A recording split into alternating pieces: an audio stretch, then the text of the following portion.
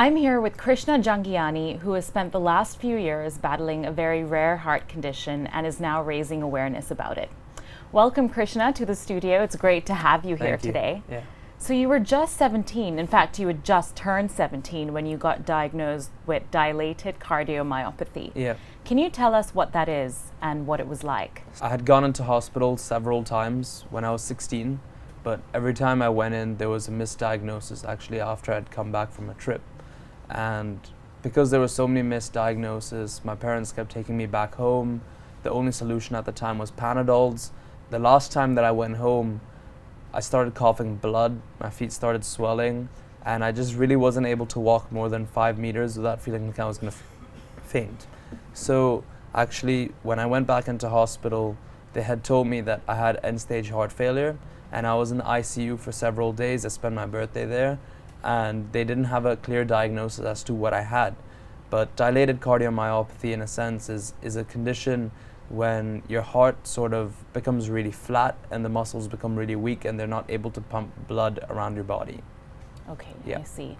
What strikes me so much is how positive you've remained throughout this entire process. Yeah. How important was it for you to have this positive mindset, and how did it help with your recovery? For me, and like the people around me, like my family, my friends, and I guess even just everyone who knew about like my situation, I think the only thing that really drove me to get out of hospital was a positive mindset.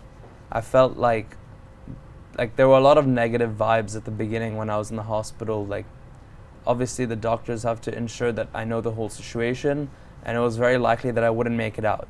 But I sort of turned that negativity into positivity by like sort of using the law of attraction and imagining myself being outside of hospital.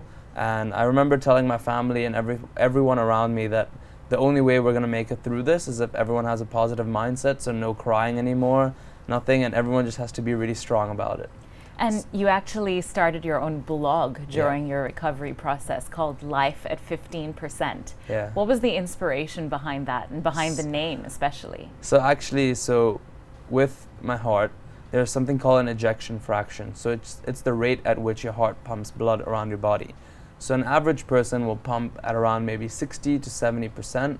I think 70% would be a really healthy person. So at that time, when I was diagnosed with dilated cardiomyopathy, my ejection fraction was 15%.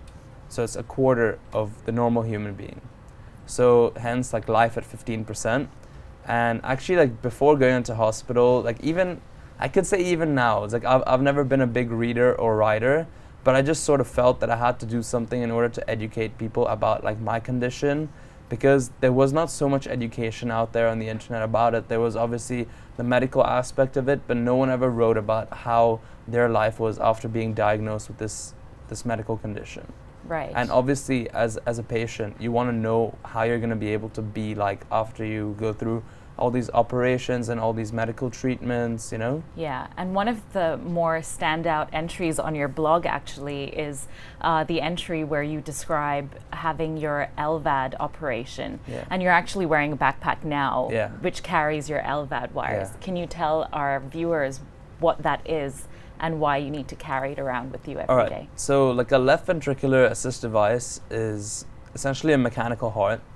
I'm implanted with it because there's like lack of organ donors in Hong Kong.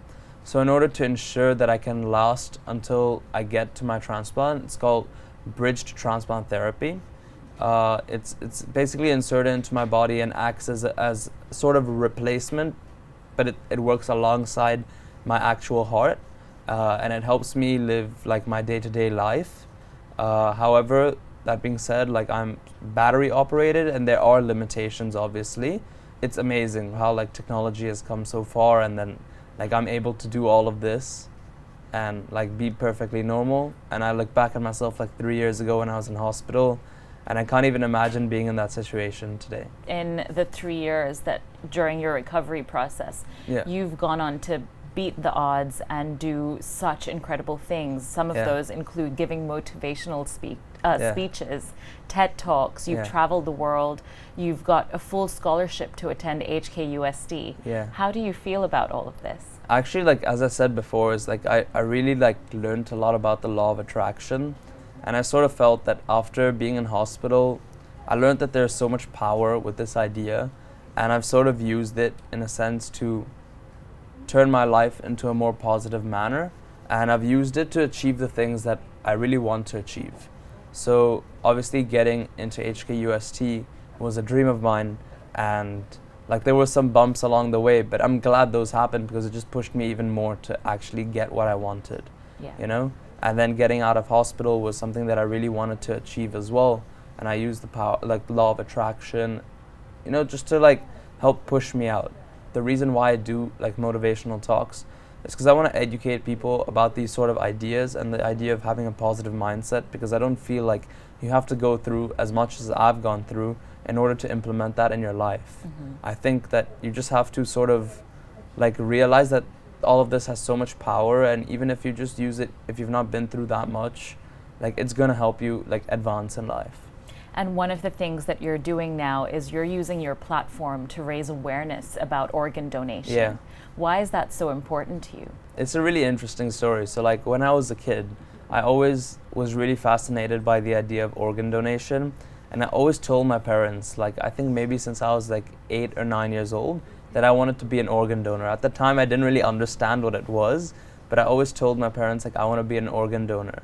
And it's so weird how like life comes full circle. At the end of the day, I feel like organ donation is not only important for all of us waiting on the transplant list, it's important for everyone, because I never would have thought that I would have needed a heart transplant.